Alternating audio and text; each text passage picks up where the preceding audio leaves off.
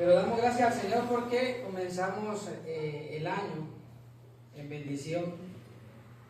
Qué tremendo es que para la iglesia del Señor, hermanos, puede pasar los tiempos, las fechas. No es ese el motivo de nuestra alegría. El motivo de nuestra alegría, hermano, es saber que Dios está contento con nosotros y que podemos complacer al Padre. Ese es el motivo de alegría. Así que le damos gracias al Señor por todo lo que nos permitió durante el año pasado, y declaramos que este año, hermano, y de igual manera el Señor nos lleva siempre de triunfo en triunfo, de victoria en victoria. Y antes de entrar a la palabra, me gustaría agradecer públicamente a los hermanos que están fuera del país, los que siempre están con la disposición y han apoyado a los niños con las actividades. Quiero decirles que de parte de la iglesia, muchas gracias por ese sentir que Dios ha puesto en ustedes, y bueno, declaramos que este año seguimos siempre con la labor de los niños, y gracias a las maestras y a todos los hermanos que siempre estamos ahí pues pendientes de las actividades de los niños, y de que haya material y de que los niños puedan también tener su tiempo especial. Así que mis hermanos, pues desen un fuerte aplauso a ustedes. Desen un fuerte aplauso a ustedes. Porque han estado pendientes de la obra del Señor. Vamos a compartir la palabra y vamos a ir, fíjense bien, hermano, a Hebreos capítulo 9. Gloria a Dios. Hebreos capítulo 9. A su nombre, gloria, hermano. Sí, qué bueno es el Señor. Padre, bendito Dios. Bueno, qué tremendo es. Gloria a Dios. Bien tremendo. Fíjense de que hoy escuchaba una enseñanza, una predicación en las redes, ¿verdad? Obviamente.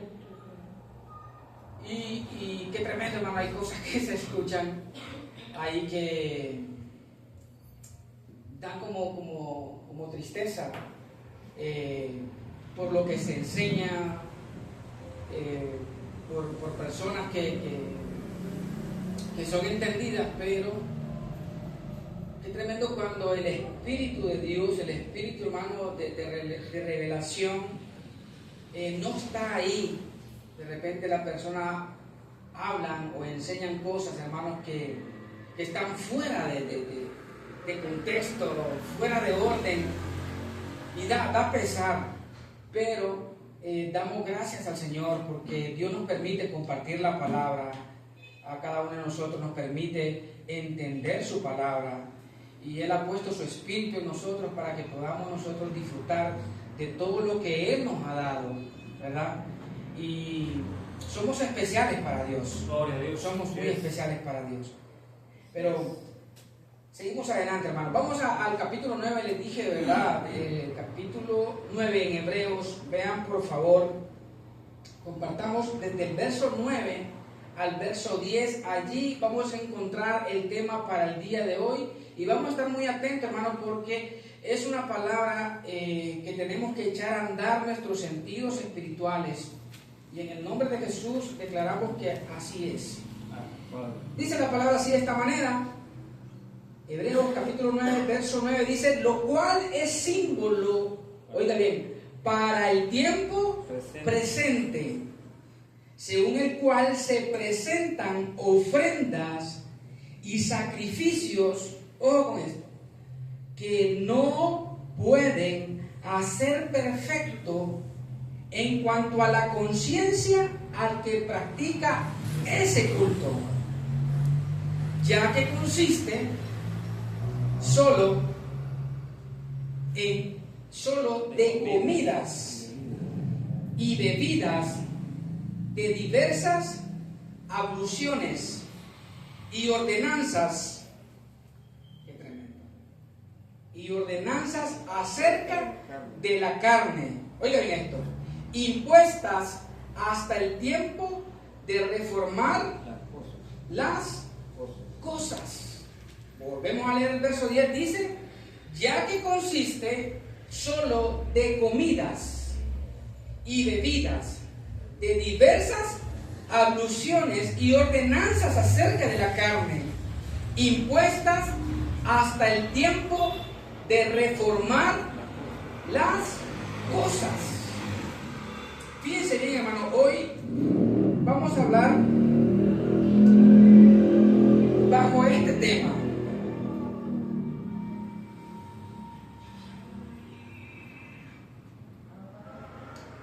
Escucho como llamada de celular.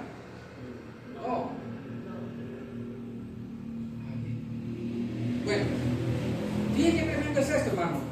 Porque en la última parte del verso 10, si ustedes se dieron cuenta, dice que todas esas cosas que leímos nosotros en el verso 9, que todo era un símbolo para el tiempo presente, refiriéndose, si nosotros leéramos el contexto, no lo vamos a hacer ahorita, pero en resumen se lo digo, y ustedes en su casa pueden leerlo, hablando, hermanos, sobre el templo de Dios, hablando sobre el templo de Dios y sus partes, y que cada parte contiene ciertos objetos que ya en otro momento nosotros lo hemos visto, lo hemos estudiado, pero en ese verso 9 dice, lo cual es símbolo, o sea que todas aquellas cosas que mencionan los textos anteriores es símbolo para el tiempo presente. Y me gusta esto porque dice, según el cual se presentan ofrendas y sacrificios que no pueden hacer perfecto en cuanto a la conciencia al que practica ese culto. En el tiempo de la ley de Moisés, hermanos, recuerden, había un templo, un tabernáculo, el cual los sacerdotes se presentaban continuamente para presentar sacrificios, ¿verdad? Pero la palabra afirma y nos enseña que todos esos sacrificios y esa forma de culto que generalmente estaban practicando no alcanzaban, no lograban hacer perfectos a las personas que estaban en esa práctica. ¿Y qué es lo que no perfeccionaba? La conciencia. Ellos presentaban su sacrificio, pero su conciencia siempre les acusaba. Y es justamente lo que pasó cuando aquellos hombres trajeron a la mujer que le encontraron en el acto de adulterio. El Señor, bueno, ellos vienen y le dicen, Moisés nos manda. ¿Por qué? Porque van respaldados por la ley. Moisés nos manda que a este tipo de personas las matemos a pedradas. Pero ¿qué hizo Jesús cuando dijo, el que esté libre de pecado, que tire la primera piedra? ¿Qué les tocó? Les tocó la conciencia. Porque en ellos, hermanos, tantas prácticas que hacían no podían hacer que su conciencia fuera perfecta. Ahora, la palabra dice, hermano, en el verso 10 dice, ya que consiste solo de comidas y bebidas, de diversas abluciones y ordenanzas acerca de la carne. Oiga bien, impuestas, me gusta esto porque dice impuestas, todas esas cosas fueron impuestas, leamos despacio, hasta, fueron todas impuestas hasta el tiempo de reformar las cosas, es decir, que todas aquellas cosas tenían validez hasta ¿cuándo? ¿Ah? Hasta cuando llegara el tiempo de reformar todas las cosas. Ahora, en esta versión que ando aquí, hermano, fíjense que ese mismo texto se los quiero leer. Dice, esta es una ilustración. Vamos a ver si es hebreo. Sí, vamos a ver. Esta es una ilustración que apunta al tiempo presente. Dice, pues las ofrendas y los sacrificios que ofrecen los sacerdotes no pueden limpiar la conciencia de las personas que los traen. Verso 10 dice, pues ese sistema antiguo solo consiste en alimentos, bebidas y diversas ceremonias de purificación, es decir, ordenanzas externas que permanecieron vigentes solo hasta que se estableció un sistema mejor.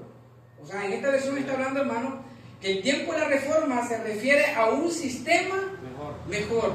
Y hoy vamos a hablar bajo el tema disfrutando el tiempo de la reforma. Ese es el tema que vamos a hablar. Disfrutando el tiempo de la reforma.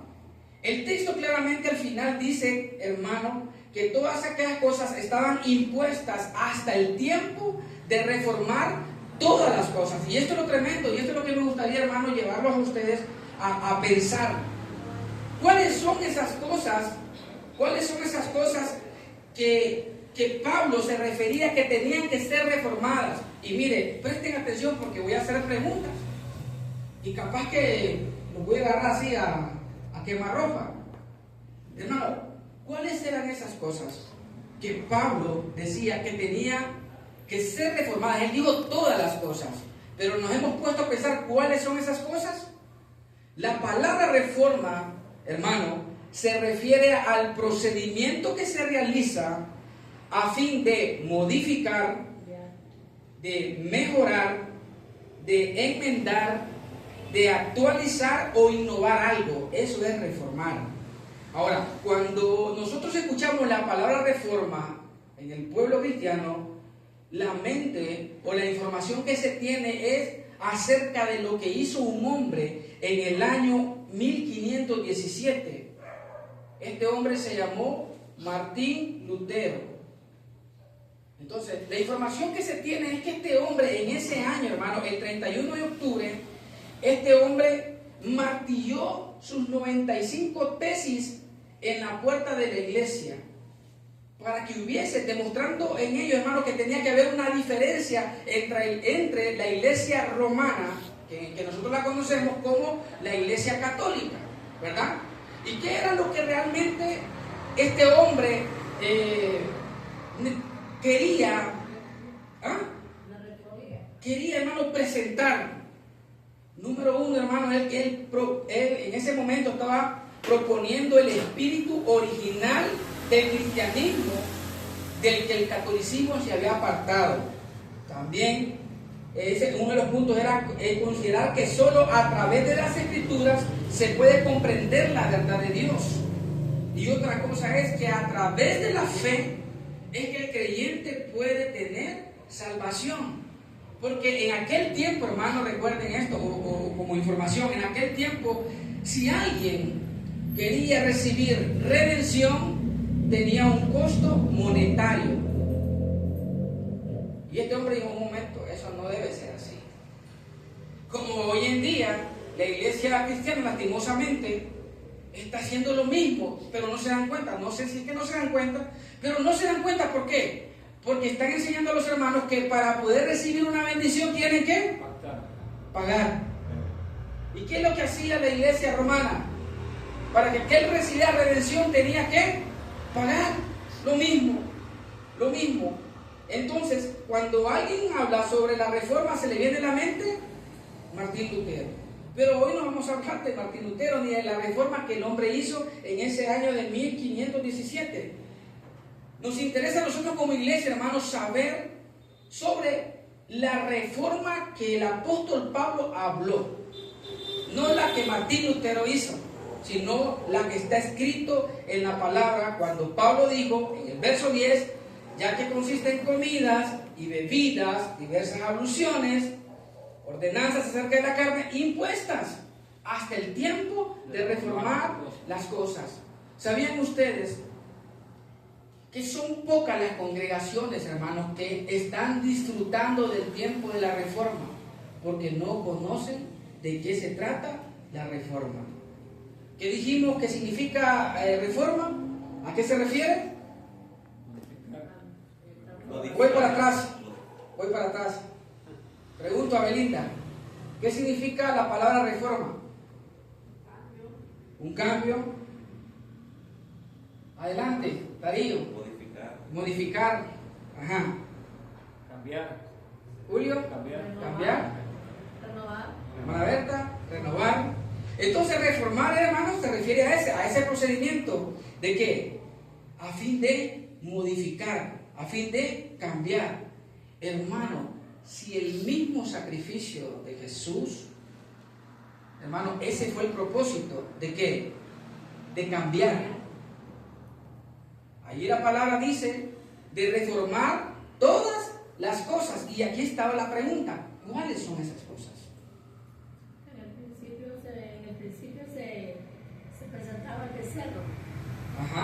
sacrificio. Por ahí va la situación. Presentar el becerro, pero en esta ocasión Jesús era el becerro y una vez para siempre, nunca más. Oiga bien, hermano. Sacrificio. Y vamos al primer punto, hermano, el cual como iglesia tenemos que disfrutar.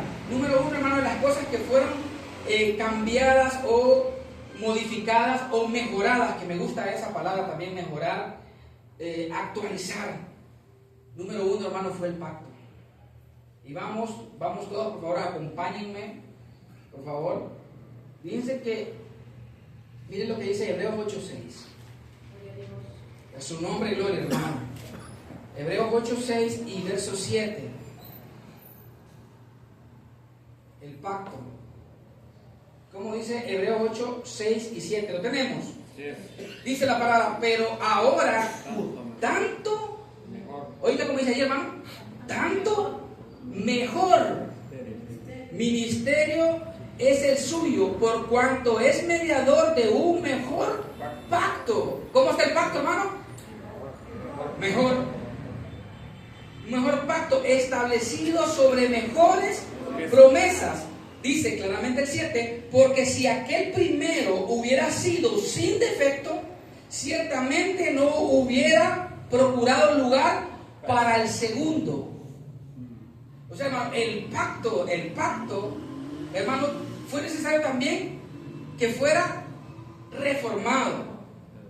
¿Me entiendes? Por eso es que la palabra dice, hermano, que todas aquellas cosas estaban impuestas, o sea, tenían validez hasta que llegara el tiempo de la reformación o de la reforma.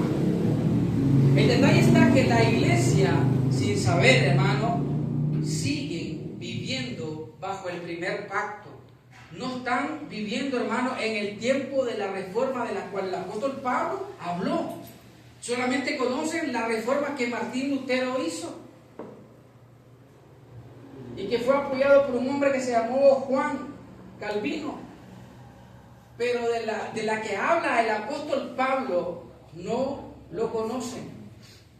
Y claramente la palabra dice, hermano, que este pacto de gracia dice que el mejor ministerio es el suyo. ¿Refiriéndose a quién? A Jesucristo. Porque el primer pacto, ¿quién era el representante de ese pacto? Moisés. Por eso aquellos hombres le dijeron al Señor, Moisés nos manda. Es tremendo. Moisés nos manda. Ahora, nosotros vivimos bajo ¿qué pacto? ¿Cómo se llama el pacto en el cual vivimos? Hermana Elba. ¿Bajo qué pacto? ¿Cómo se llama el pacto en el cual vivimos? Es correcto, el pacto de la gracia. Hermano, cuando Jesús viene y le dice a la mujer, mujer, ¿dónde están los que te acusan o condenan? Y la mujer voltea a ver y dice, no hay ninguno. Vea lo que hace la gracia, hermano. Y le dice el Señor, ni yo tampoco te condeno. Ve, le dice, no lo hagas más. Capaz si lo vuelves a hacer, no va a encontrarse con la gracia, sino con aquellos hombres que están en la ley y ellos te van a dar tú. Hermano, es maravilloso esto. Ahora, si usted fija bien, miren qué tremendo es. Vamos a Gálatas, capítulo 3, verso 10. Miren qué tremendo cómo está esta situación, hermano, con ese pacto.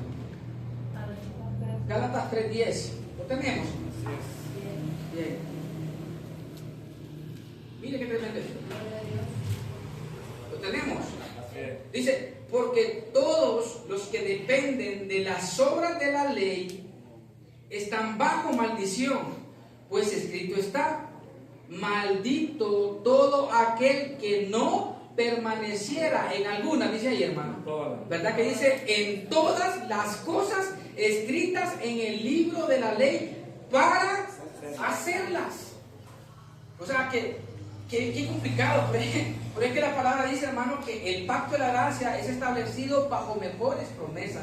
Es mejor el pacto de la gracia, porque todos aquellos que están, hermano, pretendiendo justificarse, haciendo obras, no se dan cuenta que están bajo maldición.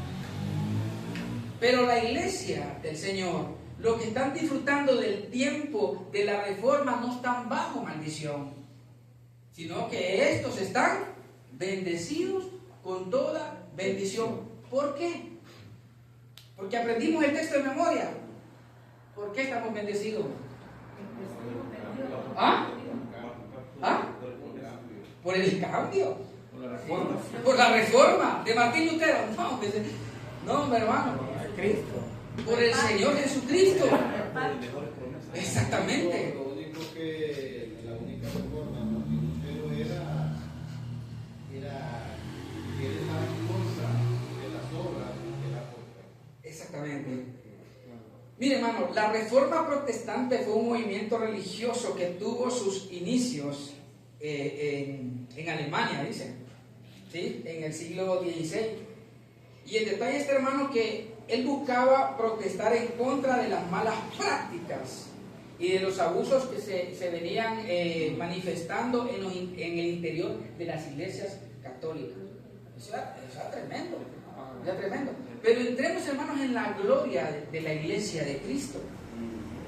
Que el Señor le pone fin a este pacto y da inicio a un nuevo pacto.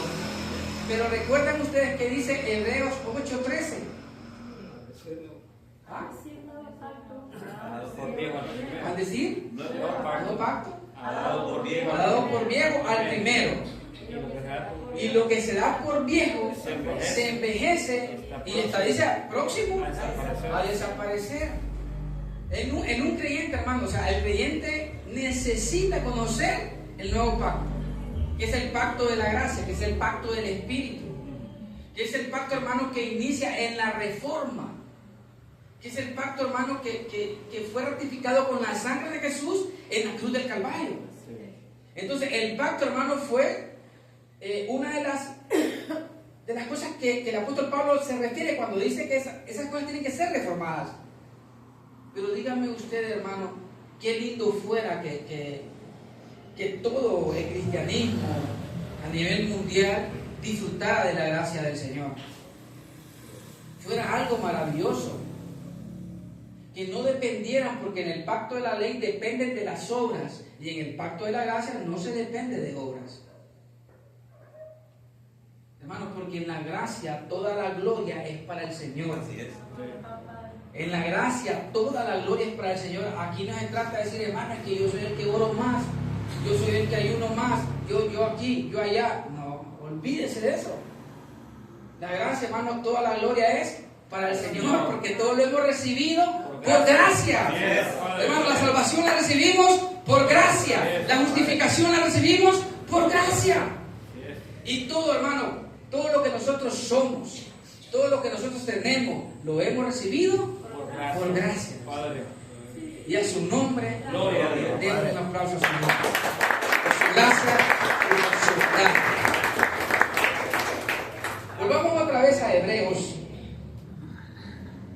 Número 2.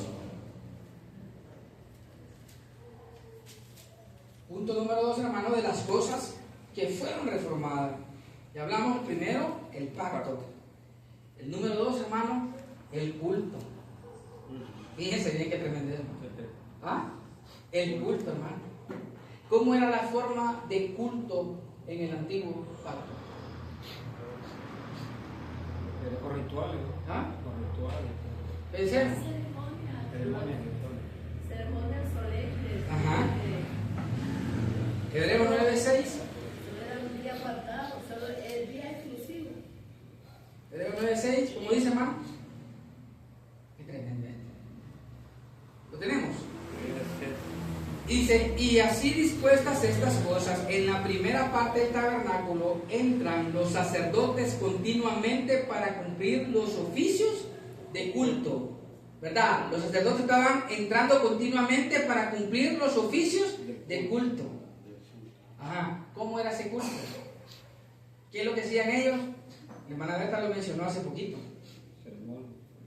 Ajá, entre eso. Ceremonias. Oiga, rituales. El animal, presentarlo, hacer el sacrificio. Y si ustedes ven en el capítulo 10, verso 1, dice porque la ley, teniendo la sombra de los bienes venideros, no la imagen misma de las cosas.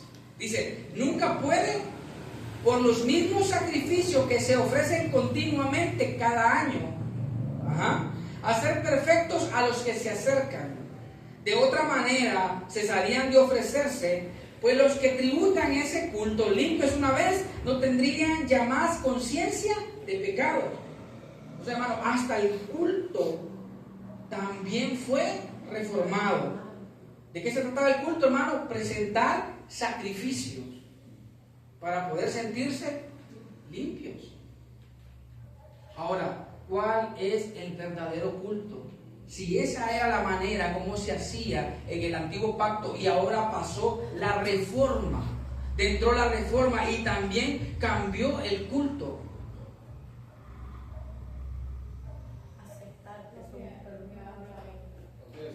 Aceptar el sacrificio. El sacrificio era para obtener redención. ¿Sí? Pero la conciencia de la gente siempre quedaba como quedaba limpia. ¿Sí? Entonces, cuando ya la sangre de Cristo, si limpia la conciencia, Exactamente. Ahora mire qué tremendo es. La sangre de Jesús, hermanos, dice la palabra que limpió todos los pecados. ¿Sí o no? ¿Sí o no? ¿Ok? Entonces, cuando estos continuaban presentando sacrificios por los pecados, hermano, se está anulando el sacrificio de Jesús. Pero ya una vez que el Señor le pone fin a eso, y por eso le vino la destrucción en el año 70 a Israel, y ahí fue destruido el templo.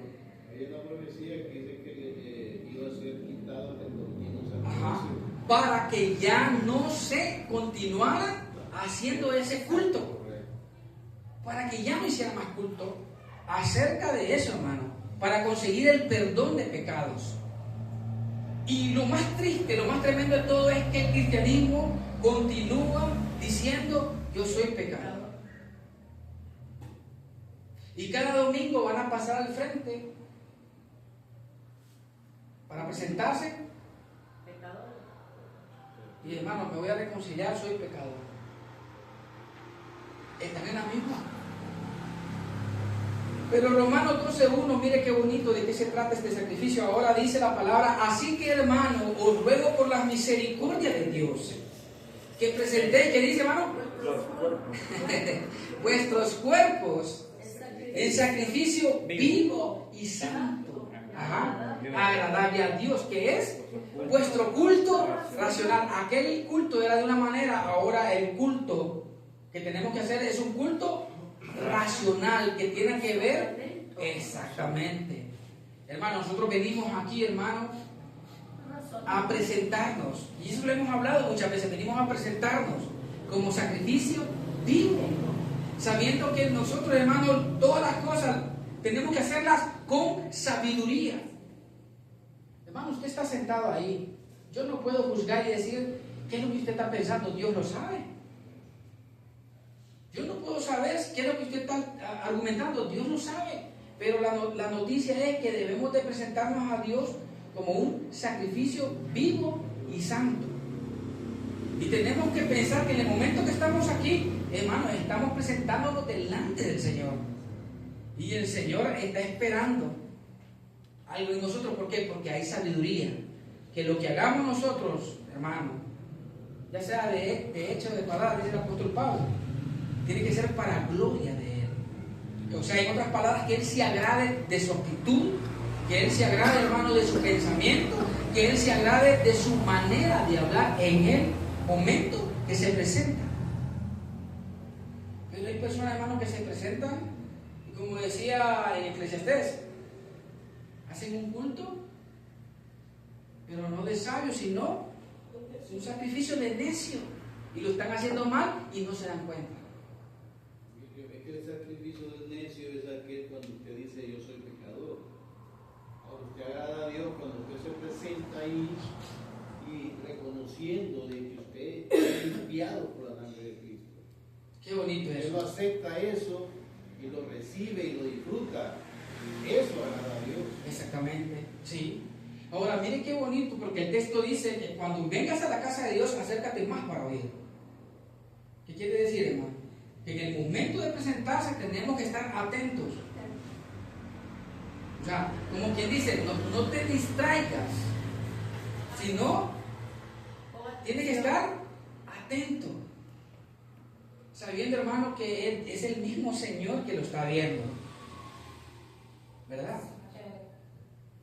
Y Él le agrada, hermano, nuestra actitud. Ahora, fíjense en Hebreos 13:15, mira el sacrificio, hermano. Hebreos 13:15.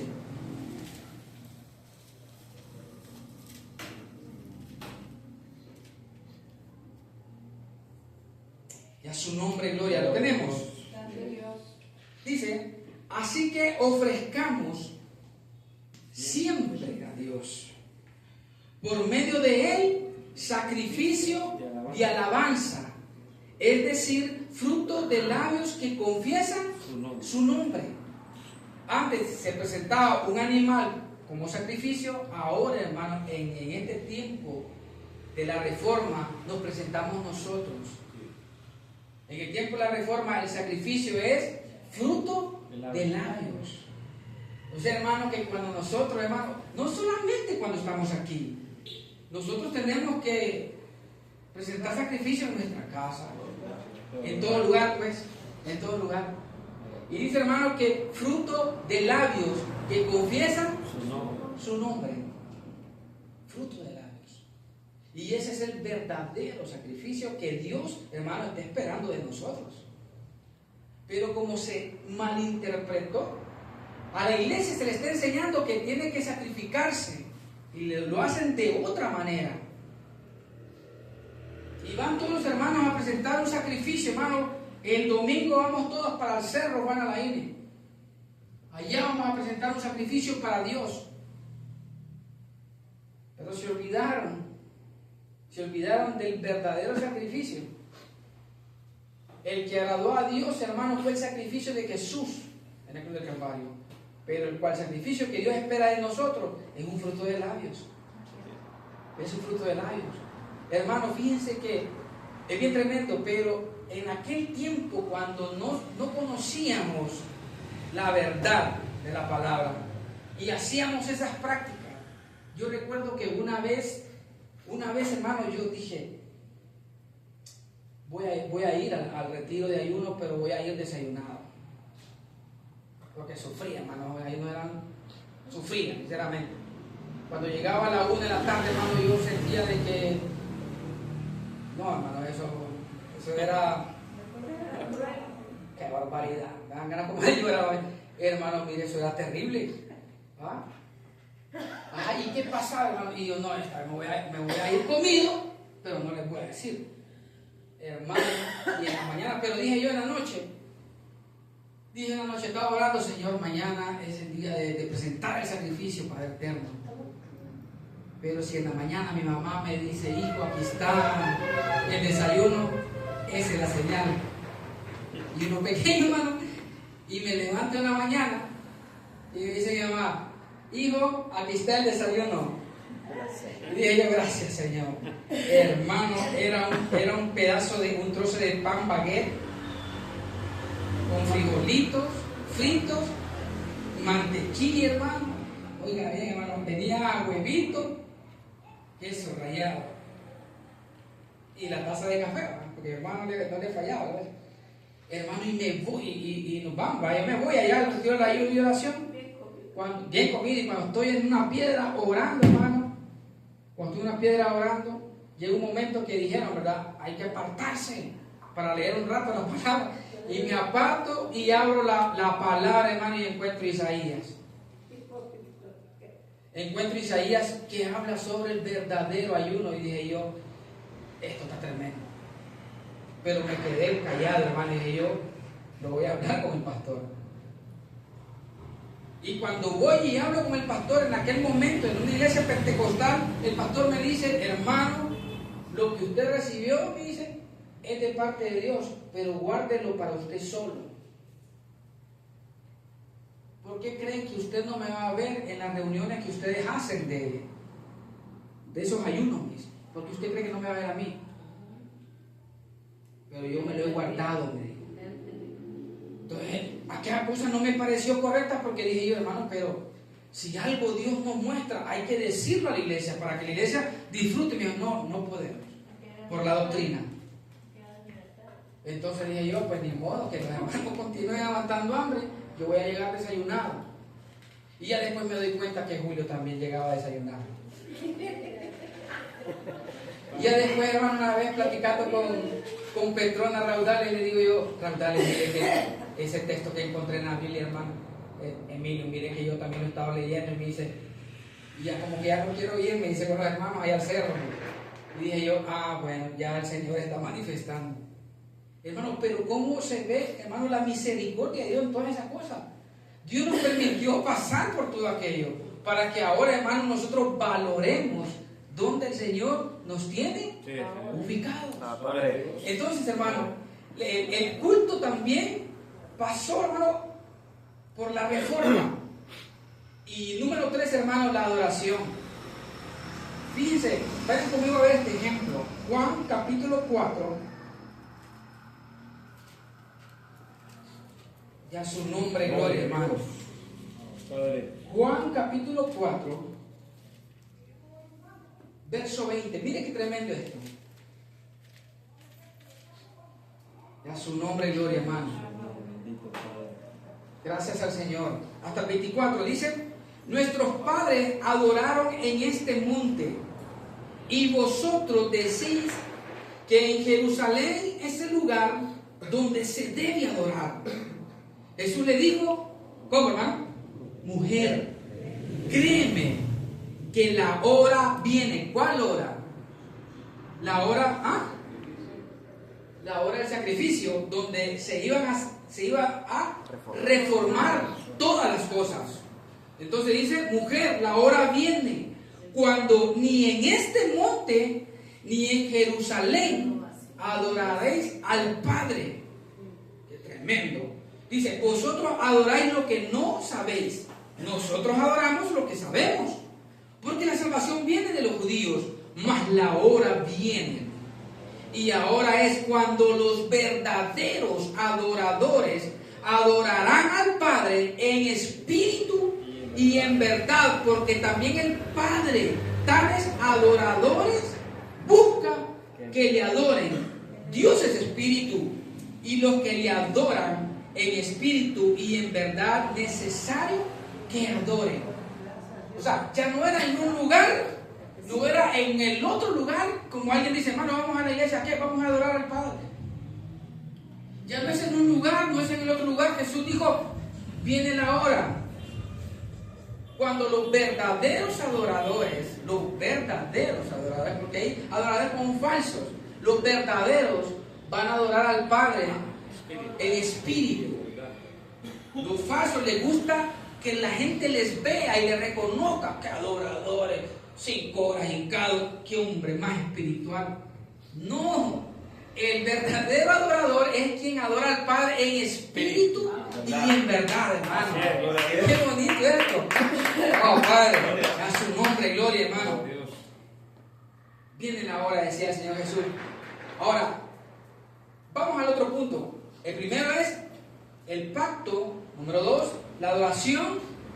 Número 2, el culto. Número 3, la adoración. Ahora les presento el otro punto, Mateo capítulo 3. No sé si vamos a poder concluir con este tema. Mateo capítulo 3, verso 11. Vamos a ver.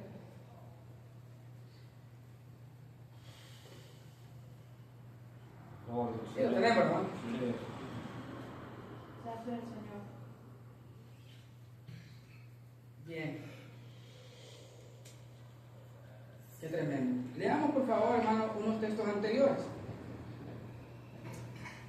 El verso 4, 3, 4 dice, y Juan estaba vestido de pelo de camello y tenía un cinto de cuero alrededor de sus lomos, y su comida era langostas y miel silvestre, y salía a él Jerusalén y toda Judea y toda provincia de alrededor del Jordán, y eran bautizados por él en el Jordán, confesando sus pecados. ¿Ok? Al ver él que muchos de los fariseos y de los saduceos venían a su bautismo, ¿venían a qué, hermano dice ahí? A su bautismo, no se olviden de eso. A su bautismo, les decía: generación de víboras, ¿quién os enseñó a huir de la ira venidera? Haced pues frutos dignos de arrepentimiento. Vámonos adelante, donde les dije yo, al verso 11. Ahora, refiriéndose al bautismo, dice el verso 11: yo a la verdad os bautizo en agua. Dice, ¿para qué, hermano? Para arrepentimiento, pero el que viene tras de mí, cuyo calzado yo no soy digno de llevar, dice, ¿verdad, hermano? Es más poderoso que yo. Él os bautizará en Espíritu Santo y fuego. El cuarto punto es el bautismo. Cuando la palabra dice, hermano, que es necesario que se reformen todas las cosas, una de ellas fue el pacto, el número 2, el culto, la adoración, y el bautismo fue, hermano, reformado. Pero la iglesia no lo sabe. Y la iglesia, hermano, la iglesia cristiana, y puedo decir que todas las iglesias, continúan haciendo la práctica del bautismo en agua. Y no toman en cuenta algo, hermano. Aquellos hombres venían al bautismo ¿de quién? De Juan. ¿De Juan? ¿De quién es el bautismo? De Juan. ¿Y por qué mencionamos esto, hermano? Hace poco, hace como 2 o 3 días, creo yo, estuve platicando con alguien, un hermano que de otro ministerio, pero él es pastor, y me preguntó, me hizo una pregunta bien curiosa. Y me dice, hermano, ¿ustedes en nombre de quién bautizan? Está como raro. ¿En nombre de quién bautizan? Y le digo yo, ¿qué dice la palabra? No, en el nombre del Señor. Pero la palabra enseña, hermano, que ese ministerio Dios se lo entregó a Juan. A Juan. Y que ese ministerio iba a ser para preparar el camino hasta que llegara el momento que el Señor apareciera. Ajá. Y el cumplimiento de Juan, de ese ministerio, iba a ser hasta que Jesús apareciera. Cuando Jesús aparece, Juan dice, hermano, he aquí el Cordero de Dios que quita el pecado. Ya no eran las aguas, ni el bautismo. Ya no eran las aguas. Ahora bien, fíjense en esto. Viene Juan y ve a Jesús, y cuando lo ve le dice, Señor, yo necesito que tú me bautices a mí. Y el Señor Jesús dice, no, bautízame, para que la escritura se cumpla, o toda justicia se cumpla. En otras palabras, le estaba diciendo, para que tu ministerio tenga su cumplimiento. Pero ya una vez que Jesús, hermano, es bautizado por Juan, se cumplió y llegó, y esto capaz que la gente va a criticar, pero llegó, hermano, el fin de ese bautismo. Entonces llega ahora esta palabra y dice, yo a la verdad os bautizo en agua para arrepentimiento. ¿Ok? Para arrepentimiento. Pero el que viene tras de mí, cuyo calzado yo no soy digno de llevar, es más poderoso que yo. Él los va a bautizar en espíritu. Es el bautismo verdadero. En Espíritu Santo y fuego. Ahí también donde hubo el cambio de sacerdocio. Exactamente, también hubo cambio de sacerdocio. Mire qué maravilloso. Entonces, es bien tremendo, hermano. Es bien tremendo porque, mire, y le decía yo al hermano, a este pastor, le digo, hermano, pero la palabra también enseña que hay otro bautismo. En el Antiguo Testamento dice que Israel, el pueblo, fue bautizado, ¿cómo? Volvió a aparecer Juan allá. En el mar, con el agua, cuando cruzaron el mar. ¿Cómo fueron bautizados ellos? ¿Cómo fueron bautizados ellos? ¿Cómo fueron bautizados ellos? Cuando cruzaron el mar, cuando ¿Ah? fuego y agua. Hermano, Nubes. en la nube. Nubes. Oiga bien, ¿ustedes creen, hermanos, que Moisés les dijo, pasen uno por uno, los voy a bautizar en la nube? Ni cuenta de Dios. Ni cuenta. Hermano, ni cuenta se dieron. Sí. Porque el Señor a su pueblo, hermano, o sea, Él tiene cosas maravillosas y Él se las da a su pueblo. Bendito tu ¿Me nombre. entiendes?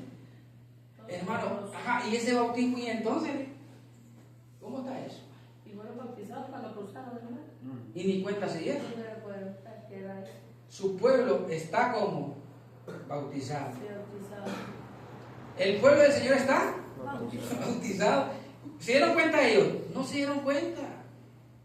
Pero era para arrepentimiento. Hermano, si Juan hace la práctica, el simbolismo de arrepentimiento. Ahora, una vez que Jesús muere,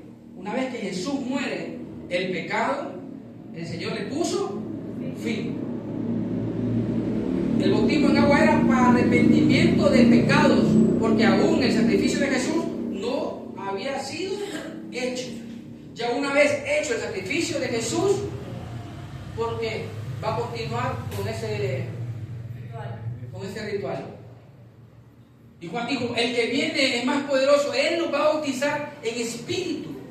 Lo que necesita la iglesia es el bautismo de espíritu. Pero la gente cree que el bautismo en espíritu es cuando empieza a brincar y a saltar y se caen para un lado y para el otro y empiezan a hablar un montón de cosas. Porque no conocen el espíritu. No conocen al espíritu. Y dice, hermano, yo recibí el bautismo en el espíritu. Romanos capítulo 6, vamos allá. Vamos allá, capítulo 6. Miren de qué se trata. Cuando habla del espíritu es espiritual. Romanos capítulo 6, verso 3 y verso 4. ¿Lo tenemos? Dice, ¿o no sabéis que todos los que hemos sido bautizados en quién? En Cristo Jesús. Hemos sido bautizados, ¿cómo, hermano? En su muerte.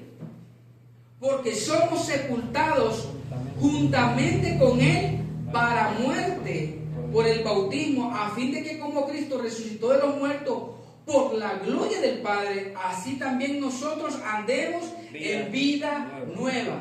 La iglesia del Señor, hermano, ha sido bautizado por el Espíritu, o en el Espíritu. ¿Y cuál es ese bautismo? Es el bautismo de muerte. Y todos aquellos que han pasado por ese bautismo de muerte, dice la palabra claramente aquí, dice, así también nosotros andemos en vida nueva. Todo aquel que ha sido bautizado en el Espíritu, hermano, anda en vida nueva. Razón tuvo Pablo cuando dijo, de modo que si alguno está en Cristo. Porque este bautismo, ¿dónde se efectúa? ¿En quién? En las aguas. Hermano, en Cristo. De modo que si alguno está en Cristo, es nueva criatura. Las cosas viejas pasaron. He aquí todas son hechas nuevas. El bautismo del Espíritu es cuando el Espíritu empieza a revelar. A mostrarle. Esa persona está bautizada en el Espíritu. Exactamente. Hermano, es que, vea, el detalle está que la iglesia ha malinterpretado. Y vuelvo y le repito, piensan que el bautismo del Espíritu es cuando la gente comienza a sentir un escalofrío. Como cuando usted está viendo la final de Olimpia Motagua y aquí va a echar el penal y usted lo va a botar. Y los motagüenses cruzan los dedos así, mi hermano. De aquí, de las manos y de los pies. Ojalá que lo bote. Ojalá que lo bote. Ojalá que lo bote, que lo bote, que lo bote. Ojalá que no haya un Oiga, hermano. ¿Cómo está eso? Y si es por allá, hermano, cuando vaya otra final del Barça con es lo mismo. Los tomó el Espíritu.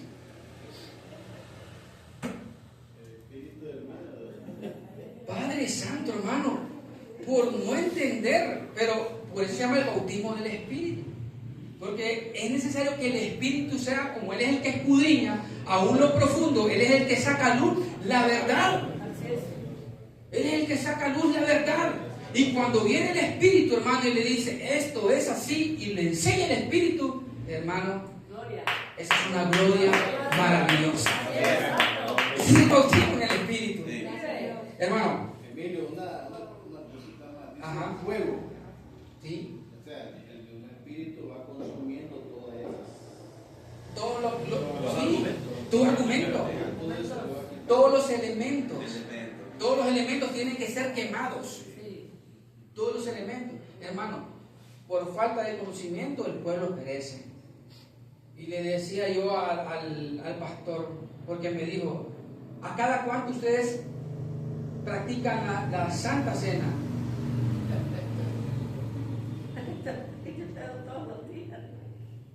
Yo ceno todos los días. Hermano, le digo yo, el detalle es cuando uno se queda en lo superficial, que es tremendo, ¿va?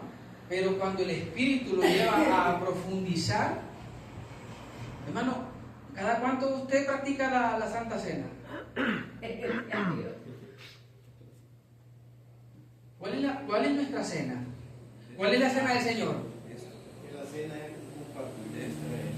Aquí, la cerdita está mal. Ahorita estamos cenando. Y es santa porque viene del Señor. Pero ¿por qué todo se tiene que literalizar? El otro domingo se viene porque les voy a lavar los pies. Y pónganse el mejor calcetín que tengan, porque con calcetines rotos les va a dar vergüenza. Córtese bien las uñas.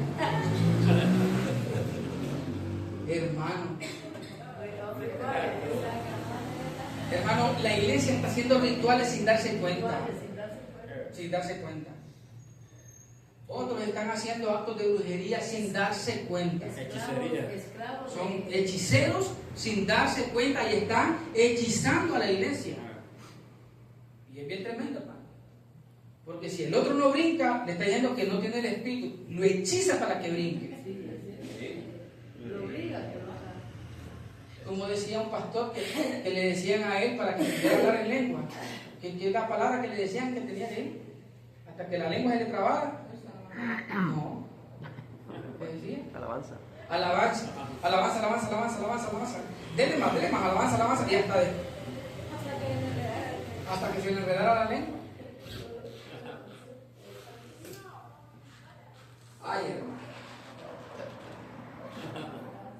Alabanza, alabanza. Se ha quedado solamente, hermano, en lo literal.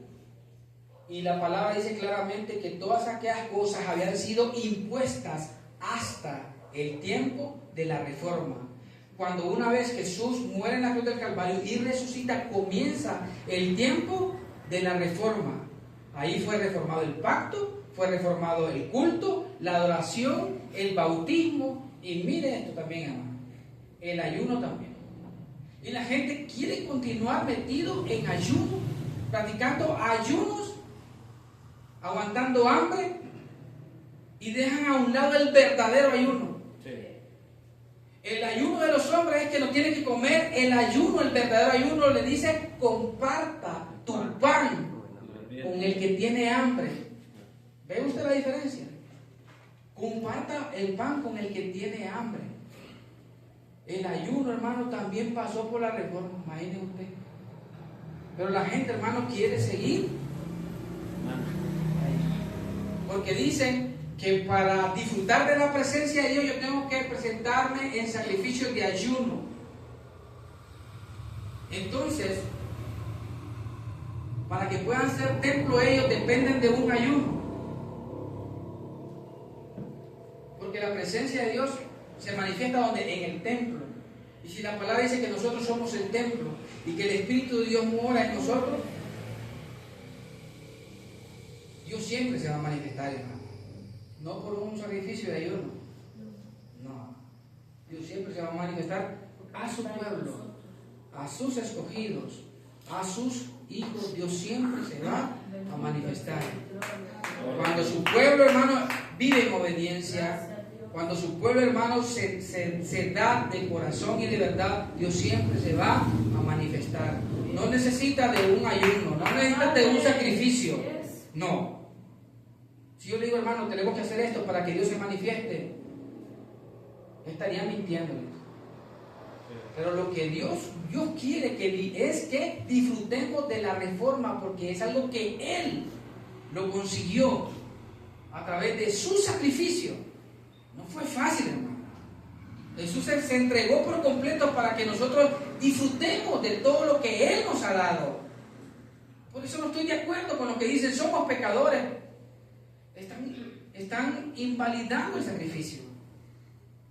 Están invalidando, están viviendo en el siglo malo. Y nosotros, por la gracia de Dios, estamos viviendo en el siglo venidero, en el tiempo de la reforma. Y con esto termino, hermano. Y lo último que les puedo mencionar, que también fue reformado, las vigilias, hermano, por favor. Pensemos en esto.